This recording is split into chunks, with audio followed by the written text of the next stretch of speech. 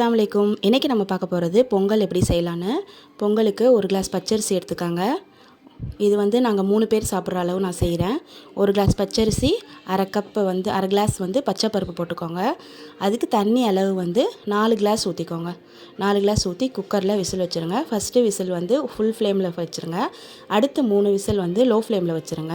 வச்சுட்டு 10 நிமிஷத்துக்கு திறக்காதீங்க. அது விசில் வைக்க முன்னாடியே நெய் கொஞ்சம் அதில் விட்டுக்கோங்க. அடுத்து எண்ணெய் கொஞ்சம் ஊற்றி நெய் கொஞ்சம் ஆட் பண்ணிக்கோங்க. நெய் நிறையா போட்டால் திகட்டும், சாப்பிட முடியாது. இன்னொன்று எங்கள் வீட்டில் நெய் யாரும் விரும்ப மாட்டாங்க, அந்த ஸ்மெல் அவ்வளோ பிடிக்காது யாருக்கும். அதனால் நெய் கம்மியாக ஊற்றி நான் வந்து எண்ணெய் ஜாஸ்தியாக ஊற்றுவேன். அந்த எண்ணெய் நெய் நிறையா இருந்தால் தான் அந்த பொங்கல் நல்லா வந்து ஒரு ஃபார்மில் இருக்கும். சீரகம் போட்டுக்கோங்க, மிளகு கொஞ்சம் போட்டுக்கோங்க, கருவேப்பிலை, முந்திரி பருப்பு, பெருங்காயத்தூள் இதெல்லாம் ஆட் பண்ணிவிட்டு நம்ம அந்த பொங்கல் வெந்ததுக்கப்புறம் இதை அதில் ஆட் பண்ணிக்கலாம். நல்லா மிளகுலாம் நல்லா வந்து பொரிஞ்சதுன்னா நல்லா மொறுமொறுன்னு இருக்கும். நம்ம சாப்பிடும் போது வாயில் கடிக்கும் போதே மொறுமொறுன்னு இருக்கும். நம்ம அதை கடிச்சே சாப்பிட்றலாம். நல்லா ஃப்ரை பண்ணிக்கோங்க. பொன்னிறமாக வந்து முந்திரி பருப்பெல்லாம் நல்லா வறுத்துருங்க.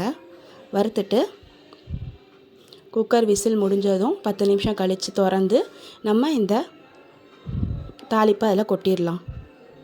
முடிஞ்சிடுச்சு பாருங்கள், பார்க்கும் போது நல்லா அழகாக இருக்குது. இப்போ இது மேலே நம்ம இந்த தாளிப்பை கொட்டிடலாம். தாளிப்பை கொட்டிட்டு நல்லா கிளறி விடுங்க. கிளறி விட்டிங்கன்னா பொங்கல் ரெடி ஆயிடுச்சு. இந்த வீடியோ பிடிச்சிருந்தா லைக் பண்ணுங்கள், கமெண்ட் பண்ணுங்கள், சப்ஸ்கிரைப் பண்ணுங்கள். தேங்க்யூ ஃபார் வாட்சிங்.